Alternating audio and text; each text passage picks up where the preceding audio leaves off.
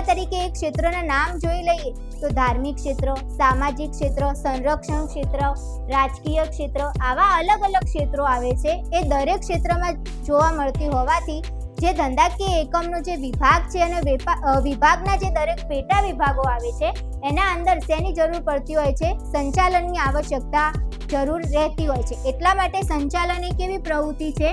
સર્વવ્યાપી પ્રવૃત્તિ. એનો જે બીજો પોઈન્ટ આપેલો છે એ પોઈન્ટનું નામ છે હેતુલક્ષી પ્રવૃત્તિ.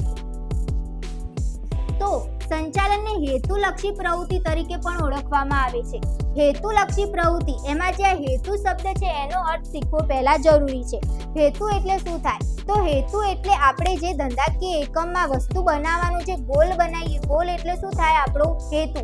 તો દાખલા તરીકે આપણે એક ગોલ બનાવ્યો હોય કે આપણે એક દિવસ દરમિયાન 10 વસ્તુઓનું ઉત્પાદન કરીશું, તો આપણો શું થઈ ગયો કહેવાય? હેતુ.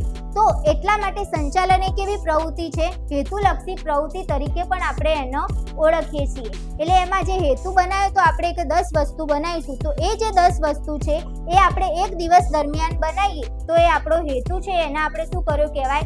સિદ્ધ કર્યો કહેવાય. તો જે હેતુ હતો એને સિદ્ધ કરવા માટે શેની જરૂર પડતી હોય? સંચાલનની આવશ્યકતા રહેતી હોય છે. એટલા માટે સંચાલન એ કેવી પ્રવૃત્તિ છે? હેતુલક્ષી પ્રવૃત્તિ છે.